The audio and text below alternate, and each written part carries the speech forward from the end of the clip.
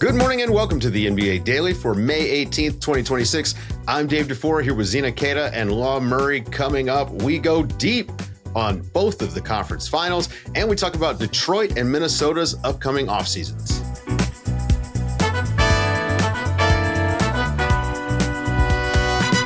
Good morning, everybody. Hey, Zena, welcome to the show. Law Murray, how are you, buddy? I feel good. It's a big week coming up here. We got the conference finals now. Yeah, we got the conference finals, but also, don't we have player tiers coming out this week, Law Murray? So full rollout. I'm excited, but I'm also like, I feel like I just put in my finals. You know what I'm saying? Like, These are my finals. Like, I've been looking at these all season long. I knew I had to do it this year. They gave me an extra month. And so I need people to be about that. Yeah. Everybody go and check out Law's player tiers. They're going to be coming out all week. Obviously, in case you don't know, Law covers the Clippers for us over at The Athletic. He covered the Lakers for us this past season. He does the power rankings and he does the player tiers. And I keep him up late on a Sunday night to talk about the conference finals that are coming up. Zeno, hey, before we get to the conference finals, let's talk about the teams that just got sent home. And frankly, we'll start with the Detroit Pistons. This was an absolute, I don't know, mollywhopping. Like, what old school term for getting beat up can we use here, Zena? Ooh, I love a good mollywhop. I love a good belt to A. You know, I don't know if we're allowed to. It is a kids show, so it is. Yeah, we don't want to bleep. It was. It was a good old beatdown, and we all anticipated this. This is not surprising to us that you're looking at particularly Game 7, and at one point during the game, the offensive rating for the Cleveland Cavs is up in the 120s, and Detroit is down in the 80s. This is exactly what we predicted and foreshadowed, that Detroit would struggle to score, especially when the game slows down.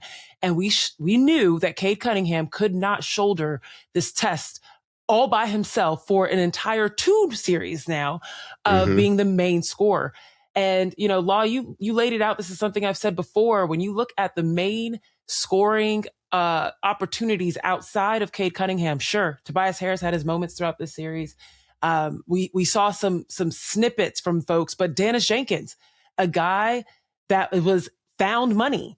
He was not supposed to be the guy right beside Cade Cunningham, was tasked with being the second best scorer with this team for Detroit in this series against Cleveland. And that showed you enough that Detroit had run out of gas. And that is not any sort of, trying to make a pun on the fact that it's Detroit, it's Motor City. Well, they ran out. The wheels stopped turning for them. And this summer, they're going to have to address that. Yeah, I look at the spirit of how Game 7 went. And we talked about offensive struggles with the Pistons. We didn't talk about defensive struggles. We didn't talk about one team being so much more physical than Detroit, and that team being the Cleveland Cavaliers, a team that created one of the best memes of the 2020s because of their lack of physicality and meeting the moment in a postseason setting. That's what I noticed. The Cavs hit those threes in the first quarter, capped by Donovan Mitchell from the midcourt logo. And when you play basketball and you defend and you give up shots, it does something to you, right?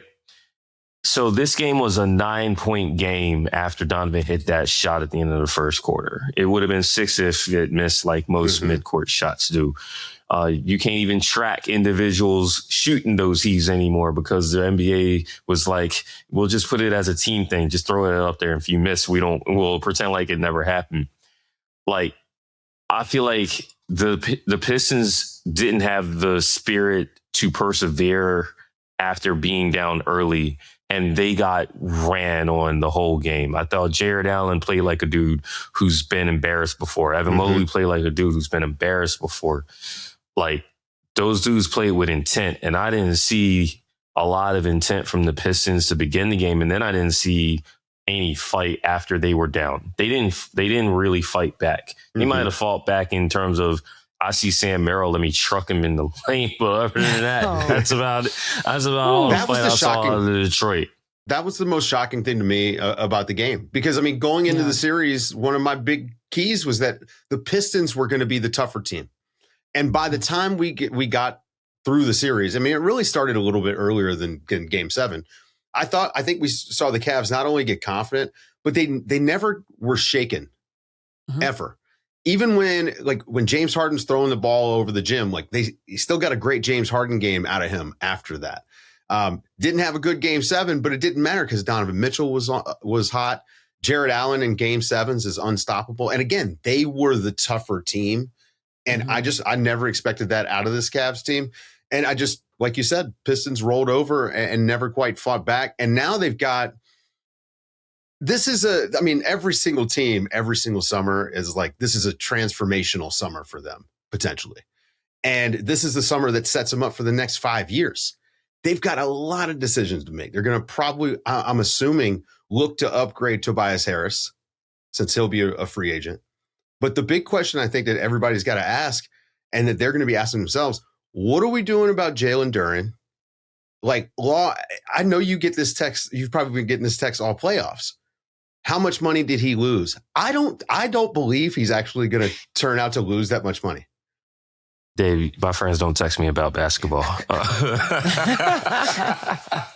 Wow, I'm not Law's friend. I'm just gonna throw that somebody. I'm gonna accept the homies in Philly, but they definitely ain't talking about Duren. They still wondering what the heck happened to the Sixers. But I gotta shout out Cade for the fact that he led this team to a 1 seed, and with that shout out comes some hard things because Jalen Duren is a young center. I think we talked about it before, Dave. And you just don't want to play like that. The last time, I'm pretty sure I compared it to Ayton, and you know what happened in Game 7 in 2022, a 1 seed that won 60-plus games. They look like this at home, and they were never the same again. Okay, the Phoenix Suns have won 1 playoff series since then, and it was against a Clippers team that started a series without Paul George and ended it without Kawhi Leonard. I know because I was there. Don't play with this man. Bigs are fragile. They're fragile when they come into the league. I'm not even talking about physical. I'm talking about psychological. Okay. You have to support those guys. And it's you got to make the decision. You know what you have in him. I don't even think that's the big thing. I think you hit it earlier. Tobias Harris was your second leading reliable shot creator in a sense.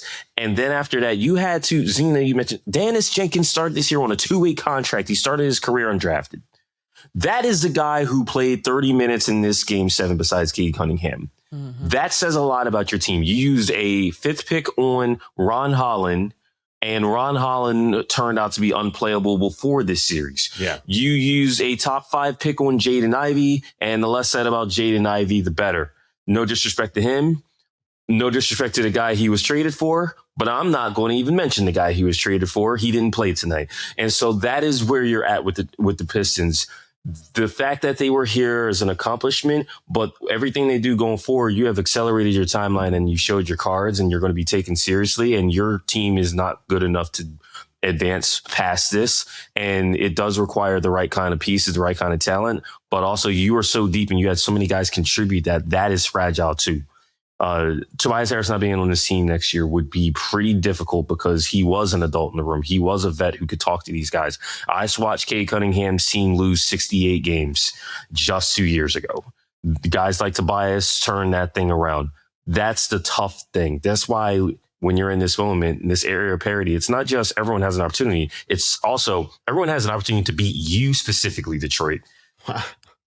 Honestly, Law's cooking. He is cooking. Yeah. I got lost in it. Amazing. I'm just thinking about what to do for Detroit and what this means for Detroit. And it's funny because you can look at the team that they just lost to as a foil for what's possible for them. Cleveland was exactly this team kind of last year, right? They also had players that did not show up and meet the moment. And I'm thinking about Jalen Duren. I'm thinking about what Evan Mobley did, having a 10-point game against Indiana in game 4 before they end up going down in game 5. I'm thinking about how, Donovan Mitchell needed someone else beside him, and they go get James Harden at the trade deadline this year, and that kind of raises the ceiling for them. That's exactly what Detroit needs to do. Now, they don't need to wait until the trade deadline. Well, they needed to do it at this trade deadline, Zena, which we talked about a lot, right? Exactly. Like, where's the guy that's going to take the load off of Cade? And they just never did it. Exactly. So either way, it's just, but more than anything, I just feel like what I said about Cleveland as to why I believe that they were going to win this series is because they had a chip on their shoulder. There were multiple players that had something to prove. Evan Mobley needed to prove something. Donovan Mitchell needed to prove something. James Harden, yes, he had a bit of a dud game, but that's fine. For game 7, but he did what he needed to do to get them to a game 7. Yeah. There's a lot of stars that needed something to prove. And now Detroit has that. Right. They now have this. We had a 60-win season. We weren't able to make it to the conference finals. We've got this chip on our shoulder. And so I feel like I agree with you. I think Jalen Duren is absolutely going to sign. I don't know that he's lost that much money. I think there's enough trust there for what he did in the regular season to get him to where he wants to be contract wise. But now he's got to play like Evan Mobley, where people don't think that he's a playoff riser. He's got something to prove. Yeah. Tricky though, if you're Detroit and you sign that deal and he's not a guy who can play in the playoffs. Agree. Let's swing it to Minnesota. Unlike the end of the Spurs Wolves game where Anthony Edwards went over and dapped up the Spurs with about 8 minutes left, everyone in Detroit, like, they all sat on the bench while they were being blown out. Law, what do you think about the Timberwolves, man? This team, it was designed in a lab to beat Nikola Jokic and the Denver Nuggets. They just made back-to-back conference finals. They push a really good Spurs team to 6 games. It's probably really like 5 because the Wemby ejection game, I just feel like the Spurs were going to win that game. The Spurs solved them over the course of like the first 3 games of the series. Where do the Wolves go this summer? Like, what is the first thing that they need to take care of? Well, I think the fun thing about Minnesota is I feel like they're one of the most relatable sports teams I've ever seen. Like, from their star, from the co-star to the center who's brought in, the star players, like draft classmate, even the old head, Mike Conley, like that team, like, and shout out to John Kay, because John Kay been covering that team forever and that region forever. And like, when you read what he writes, like, you feel what he's reporting and the players that he is bringing to you. And I think he's great. And I just think that, Minnesota Timberwolves fans, they are super in touch with that team. Like Chris Finch, I already appreciated Chris Finch, but like, I really appreciated the fact that he can call out anybody and have a real pulse of his team, saying that after they lost to the Nuggets in game 1, that y'all lied and say y'all was going to be ready for the playoffs after all those unserious performances. I can't tell you how many times I watched the Timberwolves this season lose a home game on a Sunday night to a team that was beneath them, right? And what the Timberwolves do, and they've done over the last couple of years, is they lose to a team in the playoffs and then they come back and they reaffirm that they are focused on beating that team. They lost to the Nuggets on the way to the Nuggets championship. And what has happened? They beat the Nuggets 2 out of 3 years, right?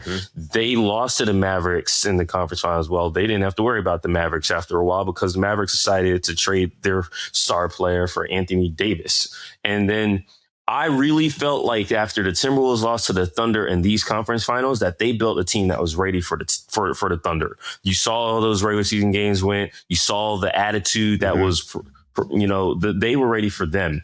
They didn't get to them because they now have to spend an offseason preparing to face a San Antonio team. And I thought the biggest difference between San Antonio and Minnesota is San Antonio had all that guard firepower, and Anthony Edwards didn't have another dude who he could rely on, especially with what Dante was dealing with. Heck, even what Ant was dealing with. Yeah. What I would assume was dealing with. Mike Conley's, in the twilight of his career. it's hard. And that's the biggest thing. Minnesota make everything so hard. Julius Randle probably shouldn't be your second best shot creator. And, that's they talked about the moodiness and everything. It sounds like they trying to get Julius out the paint. That is your number one thing. You want to talk about what you do to flip up your offseason? How do you still compete knowing that McDaniels and Reed probably are ready to eat more? Mm-hmm. And Julius Randle is probably going to be your biggest asset to figure out how to reshape how you're playing basketball next year. I think about the fact that Minnesota, we talk about the fact that they're built to beat Nikola Jokic and the Nuggets particularly. I don't know that they're built to win in the West, because every single team right now in the West has multiple weapons that they can utilize. And I'm just looking at some of the statistics across OKC, San Antonio, the teams that have found success and are on their way to the Western Conference Finals in comparison to Minnesota. Right now, no one on Minnesota is averaging more than 4 assists a game, or in the playoffs, at least, right? San Antonio has Stephon Castle, De'Aaron Fox already. That's 2. And they're averaging 6 on average, both of them, 6 assists per game. So we're not even talking about ISO, being able to score in an ISO situation, being able to score and create shots. This is just playmaking and you've got 2 folks that can not only get to the rim, especially Stephon Castle, but they also play make. Yeah. Then you look at their distribution in terms of shot creation and just shots between these 2 teams. With Minnesota, Anthony Edwards is the only person that's putting up at least 15 shots per game and then also making 7. Okay. Then you look at what San Antonio was doing. They've got 3 players that are averaging about 15 shots per game, 13 shots per game, 13 shots per game. De'Aaron Fox, Victor Wembanyama, and then Stephon Castle. All of them are making at least 7 field goals per game. It's the distribution in the West. OKC's the same way. There are multiple people that are putting up significant double-digit shots, and they're making enough field goals per game. That was never the case pretty much all season for Minnesota. Well, it was always... They had to wait until the playoffs, Zena, to break the glass on Terrence Shannon Jr., who is exactly the type of player that they're missing.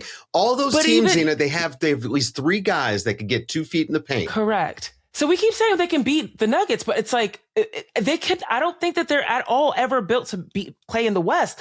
And Jaden McDaniels, sure, we're getting a glimpse of what he could be capable of next year, but it was never enough from any of the supporting cast outside of Anthony Edwards. And the second that the Spurs figured out how to trap, how to blitz Anthony Edwards, get the ball out of his hands, and figured out how to neutralize him, Minnesota never had a true answer, a consistent answer. And that's their biggest issue is, do you trust Jaden McDaniels to be your true number 2?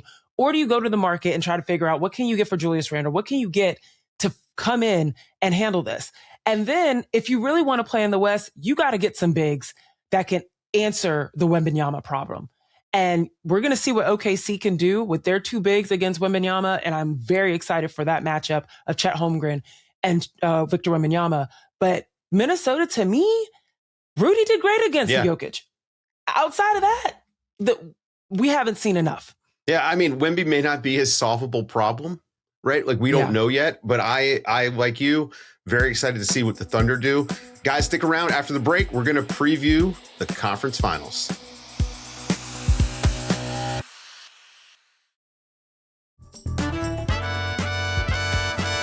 Okay, we've made it to the conference finals. Let's start with the East and break this down. We're going to have the New York Knicks versus the Cleveland Cavaliers. It's going to start Tuesday night, MSG. With the way that the Knicks have been playing in the playoffs, you guys realize that they have a 20 plus 20 net rating in the playoffs. Absurd what they're doing on the offensive end. But what people are not realizing is that this team has actually been defending very well in the playoffs. Part of this is OG Anunoby has been incredible. His status, we don't know yet. We don't know if he's going to be healthy for game 1. I would assume because of the way that they treated his hamstring injury initially, like it was just day to day, that he's going to be ready to go, but we will find out. Zena, I'm going to start with you here. We just watched the Cavs go through 2 7-game series. We watched the Knicks have a pretty easy time with the Sixers. They've got the rest advantage. They're going to have home court advantage. How do the Cavs steal one in New York? What does it look like? That's a really good question. Number one, Harden has got to step up. He has got to be a shot maker, a playmaker. He's got to get those deflections that we know him to be capable of.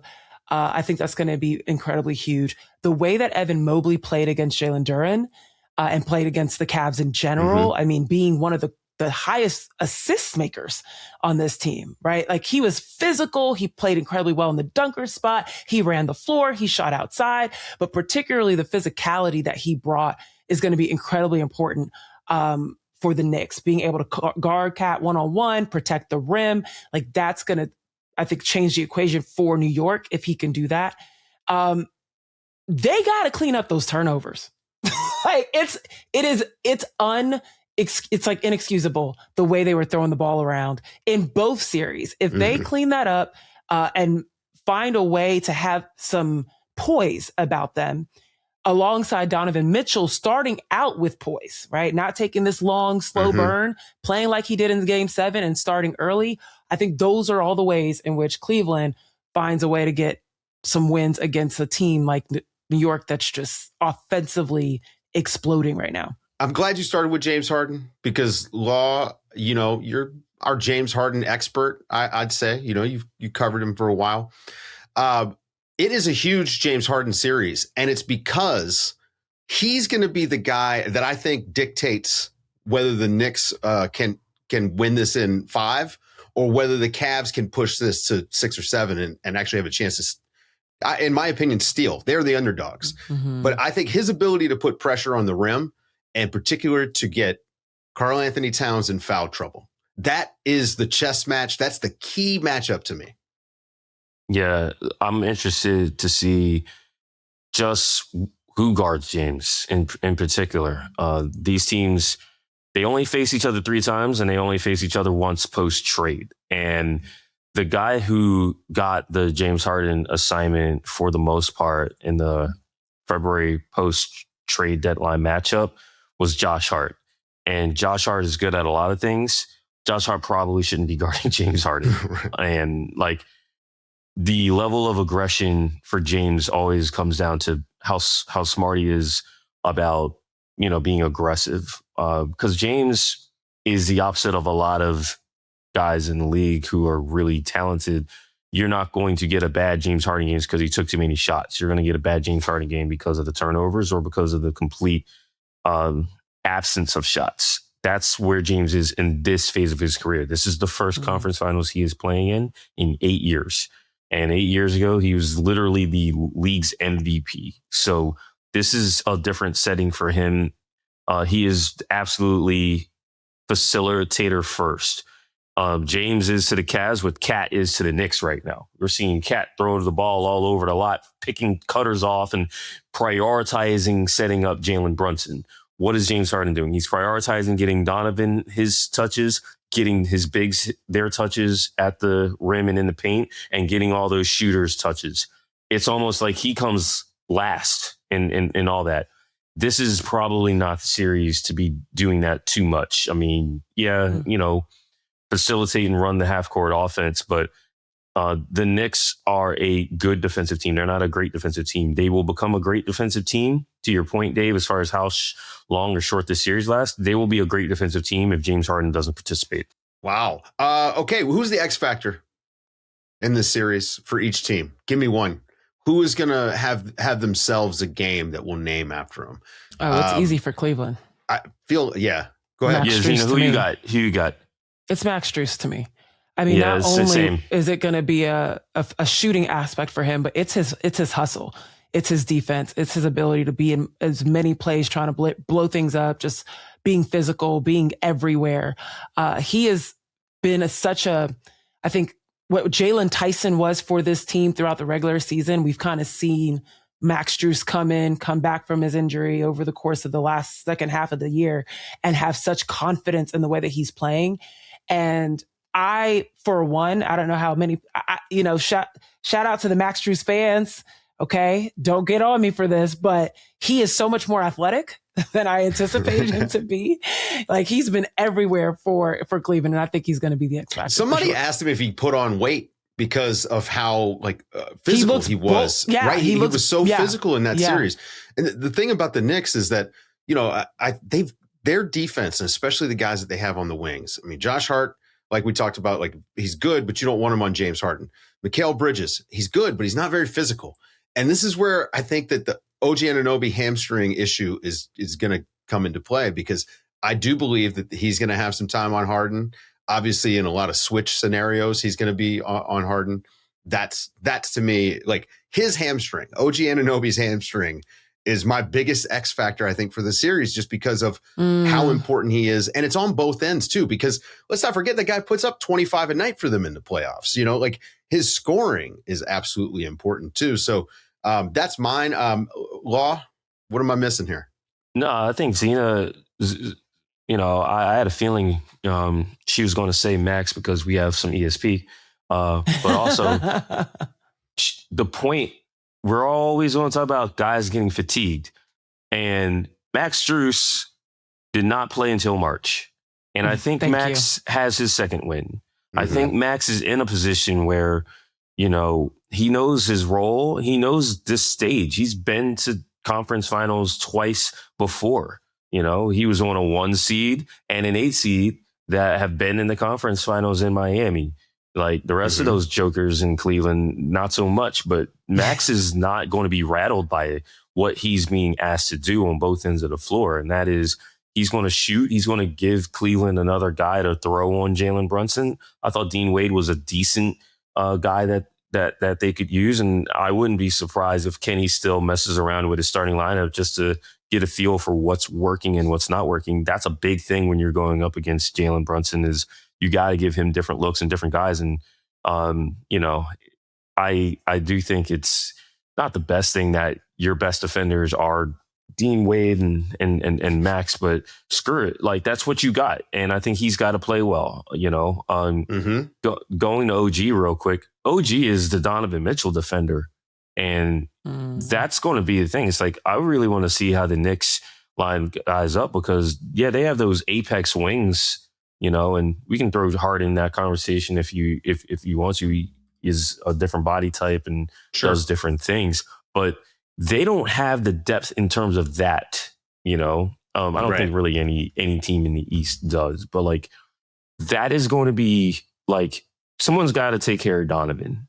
And that's why the Knicks built the team that they built, to take care of, make sure that they have 35-minute guys who can do that job. And if OG can't do that job, it definitely thins them out.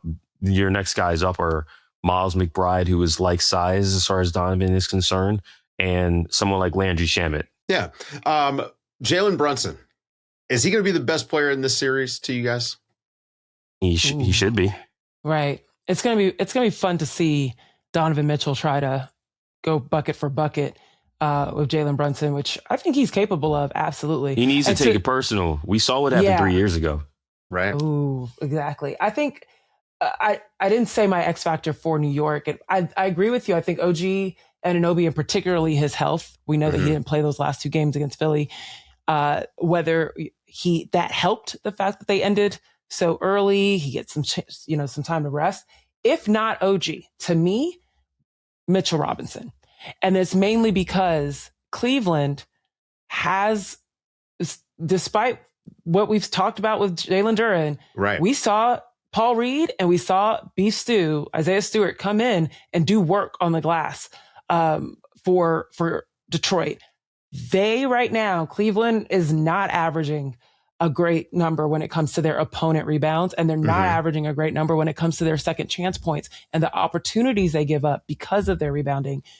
So I'm particularly thinking about Cleveland and their whatever their second unit looks like, and Mitchell Robinson coming in and dominating the glass and just getting the Knicks extra opportunities. I think that's going to be a major X factor for them. Yeah, I think we'll see some Mitchell Robinson cat minutes where they get to share time because of Mobley and Allen, maybe to a certain degree.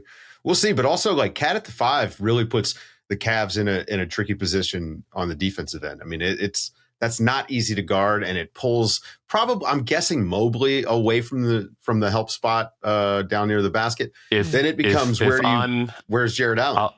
I'll say this: if I'm Cleveland and I'm seeing Cat where he's at, it's like Evan Mobley being on Cat's one thing, but Jared is a pest. There's one thing I was noticing, because, what does Jalen Duren like to do? Jalen Duren likes to get the ball, and he has his fun little, between the legs, like 5-hole passes and whatnot. And then he likes to pivot and he likes to drive, right?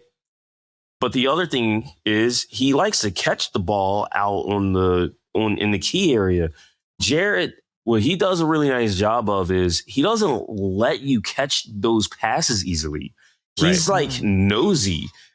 Like he's like, Zena, you remember like when you was learning shell drills and you had a coach who was like up the line, Oh yeah. That's be up the line with Jared your arm. Allen is up the line, and I feel like, and he's long enough to track you while he's still in that line. Yeah, that's a great point. Yeah. And so he moves well enough to drop back too. So like, and the thing with Cat is that he's so susceptible to those offensive fouls, especially the bad ones where he's just kind of falling over with the shoulder down. I mean, even in the playoffs, as good as he's still been in real foul trouble. And I do think there's something to that, man. Maybe Jared Allen is the guy. All right, guys, let's make our picks. Law, you want to go first? Yeah, I said in October that the Knicks would be in the NBA Finals. And I also was saying, as I was watching the Pistons demolish the Knicks all year long, that the Knicks would really appreciate somebody taking care of the Pistons for them. That is what happened in Game 7 in Detroit.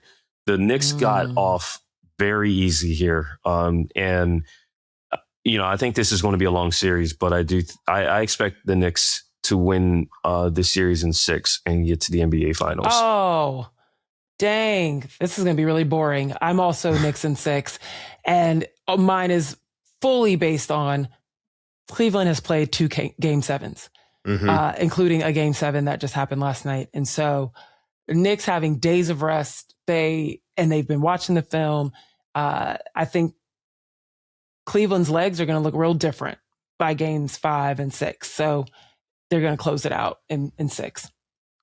Yeah, it is boring. Knicks in 6. I'm also, listen, I want to say Knicks sweep just because of, what we've been watching from them. And I rewatched some of the stuff from the Sixers over the weekend. And I like what they're doing. But this Cavs team has been resilient. And I don't think that they're going to give up the ghost. They play well in Cleveland. We know James Harden's going to have a couple of bad games, but he's going to have at least one good game in there. He does it every playoff series. And Donovan Mitchell, Zena, to your point, if you wanted to go bucket for bucket with Jalen Brunson, are there 5 guys that you would name before you got to Donovan Mitchell? Like, no. I do feel like, especially in these bigger moments, you think about him playing in New York and the way that he tends to, meet those moments. So I got to give a quick shout out to Ian Eagle with that end of first quarter shot that Donovan Mitchell made, calling it a spider bite. I was like, oh, okay with the wordplay. I like that. That might have been his best since he said jawbreaker all the years back. Yeah, I like spider bite. I was like, I want more of those. That's fun. All right, guys. The moment we have all been waiting for all season long, a rematch of the NBA Cup semifinals between the Oklahoma City Thunder and the San Antonio Spurs. This is one of the biggest playoff series since I've been doing this. So like in the last 10 years, I can't think of a playoff series off the top of my head that I've been more excited about. Law, look, man, you laid this out to me, the historic nature of these great teams meeting up, 2 60-plus win teams. Break it down for me, like just how big of a deal this series is. Yeah, first of all, shout out to you for mentioning NBA Cup. The Orlando Magic were literally a 3-1 lead away from making this possibly 4 all 4 of those teams in Vegas making it to the conference finals. Oh, that's crazy to think about. That's a good call out. It just means more. That's crazy. It really did. It really did. And so 62 win team, San Antonio Spurs, and then you had the Thunder winning 64. And, you know, we do have a 60 win team out in Detroit, but over in the West, we have not seen a 1 seed and a 2 seed meet in the conference finals since 2018. And that series went 7, and a certain home team missed 27 threes in a row. And that was how that was decided. A hamstring was involved, a shimmies or dual shimmies and whatnot. That was a classic series, and this one might top it. Like there's animosity built in because of they try to, you know, have Schlecht versus Wemby before the Spurs were ready. The Spurs weren't ready then, and I don't think Schlecht was really ready then. Both of those dudes are ready now. I don't know if you want to get to the MVP part of this, Dave. Go ahead. Why not? I know spoiling MVPs is frowned upon. That's what I learned from the telecast today. The NBA released it. So I think at this point, we're not spoiling anything. I ain't talking about that, Dave. But yeah. To get this back on the rails, like I remember how Hakeem Olajuwon reacted to Dave Robinson winning that MVP award. What was that? 1995 conference finals. 94. And that was 90. I'm pretty sure that was 95. You're probably right, Law. Yeah, and so like, I'm just saying, man. Like, Wemby is one of the most like.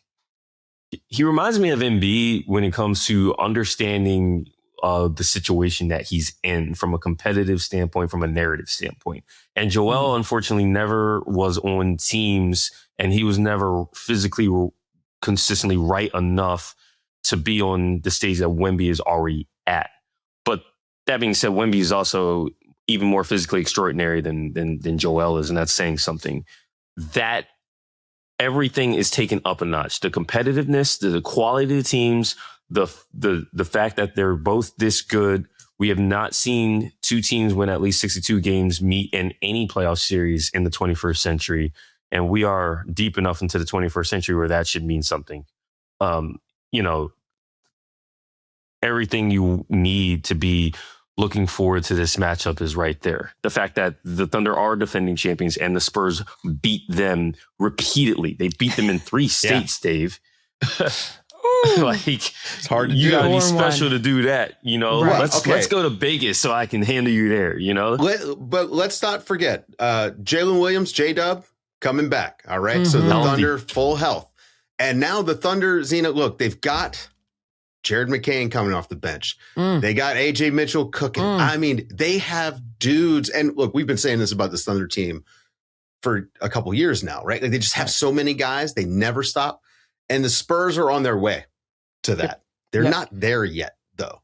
Yeah. And so I think that, like, I mean, obviously the Thunder have been the best team in basketball for like 3 years running at this point.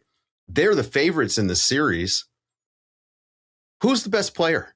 Is it going to be Shai or is it going to be Wemby? That's who wins the series. That's it. Who has the better series between those 2 guys? Your definition of best is going to be important here. I personally think SGA will be the best player from the perspective of not only his ability to create and score his own points and contributions, his ability to set up his teammates, but then also the poise and leadership, because he's been there before. And when he comes off the floor, and, you know, if the Spurs go on a run, what SGA is going to provide in those timeouts, what he's going to provide to his young players like Jared McCain, like AJ Mitchell, his ability, even when SGA isn't capable of providing something, his attention and the gravity that he pulls is going to be so crucial for what AJ Mitchell will be able to get, the lanes that will open up for his other players on the floor. So from that perspective, I think that SGA will be the best player. I believe that we saw, and shout out to the Lakers for giving us that last game in their series 5-point win for OKC, a classic game. But you got to see a little bit of how the junk defense can rattle OKC. But if anything, what that game showed us was that the depth of OKC it's unmatched, right? Like everything that JJ Redick, an amazing coach, threw at OKC, they just absorbed. Like, to be fair, though, the Lakers didn't have the players that the Spurs have. True. And that's true. I do think that the way the Lakers guarded Shai will be instructive for the Spurs. Agreed. And they're going to be able to do it with better guys. Agreed. But that's my point, right? Is that the way they guarded Shai was great, and they still were able to find AJ Mitchell. They were still able to get timely threes out of Jared McCain. And remember, I know Luka wasn't there, Jalen wasn't there. Right. For OKC. And so that you cannot underestimate just how big that is for not only what Jalen provides individually, but the duo of Jalen Williams and SGA. So ultimately for me, you have an OKC team that didn't have Jalen Williams and swept the Lakers. You insert Jalen Williams back into this mix. SGA is he's on the tear that he is. This team has not lost a playoff game yet. I think it unlocks another level, and that's scary as hell for the Spurs. Yeah. Period. Yeah. I gotta say this about the Lakers series. They overloaded on Shai in ways that were just easy to pick off. And San Antonio doesn't have to do that for two reasons. Number one, I just feel like we mentioned it, the players are better, but they have Wemby. You don't have to be overreacting to, right. You don't want to put yourself in scramble situations. San Antonio, and this is to me the biggest factor in this entire series, San Antonio does not foul. They defend without fouling better than every team in the NBA. And the Thunder are not a lot of these teams. The people who are sensitive to the Thunder and their ability to draw. It's one guy. Right. She's the only player on that team that draws fouls at a high rate. Everybody else just drives by you, or they make their shots that are created for them. Shai's the only guy who is a quote unquote free throw merchant on their team. Like, you don't have multiple. Jalen Williams, I love Jalen Williams. Jalen Williams is driving by you or pulling up in the midi. He's not getting to the line at a high rate. Chet's not getting to the line at a high rate. Their bigs aren't dunking on you. Isaiah Hartenstein is trying to hit the floater, and Jalen Williams is spaced out as far as possible. Like, that is a factor. Yeah. Like, Wemby is going to be where Wemby is, and the Spurs defenders know it. That is a huge advantage for them. They don't have to overreact to Shai in the slightest. And that means the ball is going to be in front of them. Now, the Spurs have a huge weakness defensively, and that is they don't force turnovers. And the Thunder are the best team in the NBA. See, people look at the Thunder offense, and it's like, they have a guy who draws a lot. That dude doesn't turn the ball over. That dude is the best 30-point scorer I've ever seen as far as a floor is concerned. He doesn't have the highest ceiling ever. I would argue he has the highest floor ever, and he's got 2 MVPs to validate that. And by floor, I mean shot selection and turnovers. He does not turn the ball over. If this is a possession game, I'm interested to see how it goes. And I think what we saw in the NBA Cup and what we're going to see in this conference finals is going to be determined by how can those guys, those other non-Shai guys, get their offense going when they're playing against a defense that won't overreact in terms of jumping passing lanes and doubling a guy and waiting and seeing what happens in the paint if they do get there. Yeah. Listen, Wemby is this luxury that you have to figure out, like, they're going to have to solve for, right? Like, the Spurs, it must be amazing to have a guy who can literally cover the entire inside of the 3-point line. That just unprecedented in NBA history. If you're the Thunder, you've had all season to think about this. How do you get Wemby out of the lane? Like, how are they going to keep him away from the basket? How are they going to drive him out of the lane? I mean, we watched what Minnesota did, I thought, in game 1, where they just continuously attacked. Obviously, Wemby had 12 blocks, but that's great. Make him get 15. Wear him out. To me, that is what the Thunder ought to be doing. You mentioned Hartenstein and Chet. This is a huge series for them, especially Hartenstein. I think his ability to be physical with Wemby. Zena, look, you played in the post, right? You want to get to the basket. If you've got a good rim protecting center, what's your job as a big? I mean, that's the thing. Chet is going to have to ensure that when his shot is going to be blocked at some point, that he doesn't resort to, let me just go outside and put a three up. Right. That he doesn't go, all right, let me just do a turnaround jumper at the free throw line extended because I don't want to go inside and be physical. He's going to have to be in the dunker spot, be ready for the drives and kicks and dump offs. He's going to have to get through the paint, which we've seen him do before, especially against the Spurs. We've seen him do that, but he, towards the end of the game, he'll get fatigued having to go up against that. And hasn't necessarily always been consistent with that. So it's definitely going to be a little bit of that. Isaiah Hartenstein and that floater game, he's going to have to go at it. And just accept that it might get blocked a few times, but keep going. Law, you call out a really good point. And as you've been sitting here thinking about it, I've been trying to rack my mind of it's true that we've seen Stephon Castle and Dylan Harper and De'Aaron Fox and all these guards on the perimeter be very mature in the way that they guard the gaps and not over helping and not, or being intentional about their blitzes or their traps or whatever.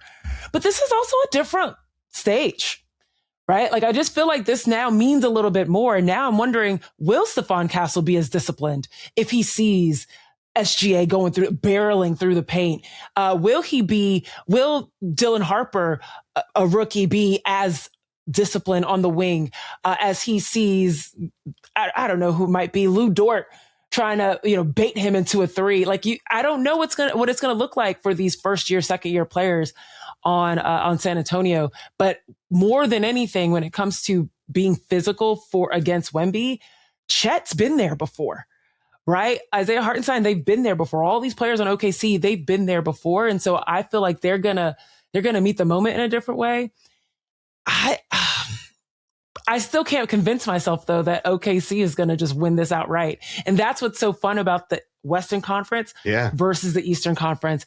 It is all season long. It's almost as if we flip the narratives, right? The Eastern Conference during the regular season was what? The conference that's wide open. Anyone can win it. Anyone can take it. And now you go into the Eastern Conference Finals and you're walking in with the Knicks, who have had an NBA season record or NBA record of 180 point differential coming into the series. And you're just like, oh. And you got to throw that away if you're the Knicks. Right. Right. Yeah. You got a whole new thing coming now. You got a whole new thing coming, but it feels different versus OKC and San Antonio. This feels like it's wide open now, right? It feels like we don't know what's going to happen with this series is going to come down to, in my opinion, it's one thing beyond just who the best player is. And I think that this ties into that. Can San Antonio shoot? Well, Steph Castle, they're going to dare him to shoot. We just saw him and he hit. What happens if he misses? Will he keep shooting when he's left wide open? Right? These are the sort of questions, Zena, to follow up on your point. This is where the Thunder have been those dudes already, right? They were those dudes who they couldn't hit shots. They've now solved for that, right? They know how to handle a zone. They know how to handle when the double team comes for Shai. They've learned all these lessons over the course, I think, of the last 18 months, especially. It's the privilege of a championship. And it's also the privilege of what happened 2 years ago. So over the weekend, after the Spurs closed out Minnesota, I conceded that this Spurs team is ahead of where the 2024 Thunder were. And maybe people are confused by that because people are sensitive and they always think it's something about hating. And it ain't hating. 2024 Thunder were the number one seed, and they were barely the number one seed. They didn't get that one seed until the last day of the regular season, but they were the one seed in a very tightly contested race in the West that involved the defending champion Denver Nuggets and an ascending Minnesota Timberwolves team. And they were ahead of schedule, and we knew they were ahead of schedule because in one of the closest series you'll ever see, they lost in 6 to the Dallas Mavericks, a team that wound up going to the NBA Finals that year. And so the Spurs just got done a first round series with a Portland team that was the worst team in the league at controlling the basketball. They just finished against a Minnesota Timberwolves team that during and especially after the biggest feedback, the thing that they debriefed the most out of the Minnesota exit interviews was how they were not always disciplined, how they were moody, how they didn't always appear to be assignment sound despite their experience. You are now going against an Oklahoma City team that defines poise and defines discipline in a way that they already had it character-wise, but they have burnished it through the playoff runs that was a failure 2 years ago in some regards, and obviously a championship won with Game 7 victories, by the way. It's not like they cakewalked last year after they got done with the remains of the Memphis Grizzlies. That is going to be the test for San Antonio, because San Antonio is now going up against a team that will not beat themselves. Minnesota, they can beat you. Oh, we know they can beat themselves. Portland, happy to be there. That's how I felt looking at them. I'm like, y'all were the top 7 all season, and y'all stole that thing from the Phoenix Suns. That, again, it's not just basketball from a skill standpoint. It's basketball from a how do you respond standpoint. Yeah. Look, the playoffs are between the ears so often, right? Like it's Cade Cunningham, some of these awful turnovers, right? Like in the worst moments. I mean, those are things that I think he's going to think about all summer long. I think the Thunder, right? They thought about that loss to Dallas, and clearly, like, they got better. They thought about the fact that the Pacers pushed them to 7 last year and why they were able to push them to 7, because they went out and they solved for that all season long. And now you've got this lightning in a bottle a little bit with the San Antonio Spurs. And this is the next 5 years of the NBA. I hope everybody enjoys it, because this is what we're going to be looking forward to every year. This is the first of what I assume is going to be multiple conference finals between these two teams over at least the next 3 years. I think we're going to see this at least one more time. Let's make our picks, guys. This is tough. This is really tough, because I picked the Spurs to go to the finals. I picked it, I said that they could be a title team back at the NBA Cup, but I've been watching this Thunder team just smoke everybody. And it doesn't matter if they're at full health or not. And Shai is the best player in the world. And I am sitting here, guys, beside myself. That's why I'm going to go last, because I got to see what y'all pick. So, Zena, go first. I made Law go first last time. Okay. I'm going to go OKC in 7. Wow. And I'm gonna base it mainly on, I'm going to go against, I think, Law, you said that San Antonio doesn't foul, right? And that's fair. I think, is that what you said? I just want to make sure I said that right. Yeah, they were the number 1 team in the league at an opponent free throw attempt rate. Okay. That's changed a little bit in the playoffs. They've been fouling a little bit.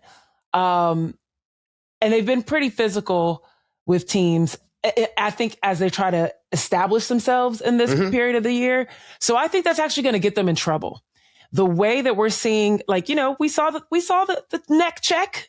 Okay. That's a thing. We saw the neck check. I think that as they try to really impose themselves, it might get them in trouble from a fouling perspective. And I think OKC is going to lean into that. I think they saw that. They've been watching film on that, and they're going to try and get them in trouble from a physicality perspective. And I'm going to choose that OKC will take it in 7. All right, Law.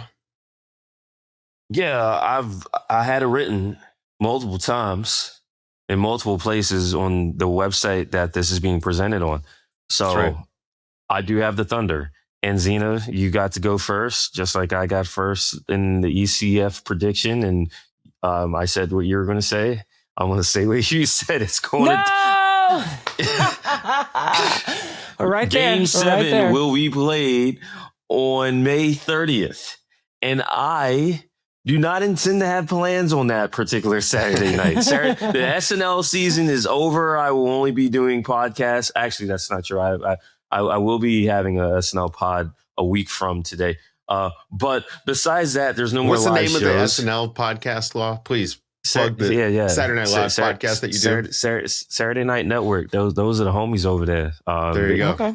Yeah. We'll be breaking down season 51. But as far as the 2026 NBA season, the 80th, I believe, I believe that this will go to a Game 7.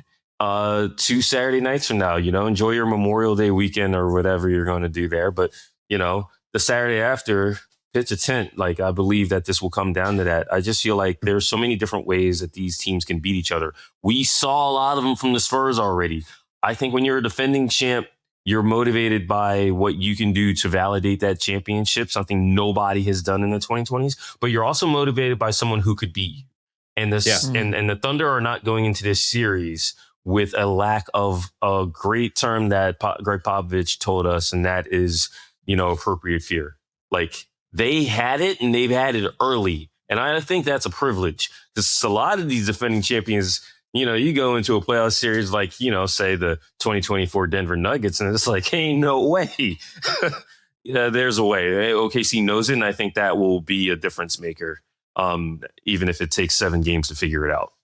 Well, all right. I'm gonna throw a curveball then for you guys. Okay. I'm sticking with the Spurs. Okay.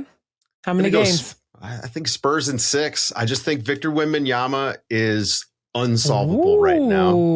Okay. And as much as solve him, you just have to get him ejected or injured. Yeah, good luck with that. Barring those 2 things, I just think this Spurs team feels like a title team, and the Thunder are a title team. I'm not taking it away from them. Victor Wembanyama is just something we haven't seen yet. We don't even know what his ceiling is. I think we're watching him get better over the course of this playoffs, getting smarter. I think that the team is getting smarter about how they use him, especially on the offensive end, where he is not nearly the dominant player that he is on the defensive end, but he is an all-star level offensive player already. Feels like the Spurs are going to be crowned, guys. I think that they're gonna win the West. I think they're going to do it in 6. And I'm flying to OKC in the morning. So if anybody sees me on the plane, don't give me too much of a hard time for that pick. All right, guys, that's going to do it for the show. Law Murray, the legendary Law Murray. Everybody go and check out his player tiers all week. Leave him some nice comments in his articles, because the guy works really hard and he does amazing work. This was a fun show. For Law Murray and Zena Keita, I'm Dave DuFour, and this has been the NBA Daily. Thanks for waking up with us. Thanks for listening. Make sure you hit the subscribe or follow button so you never miss an episode. If you enjoyed it, drop a like, leave a rating, or let us know in the comments.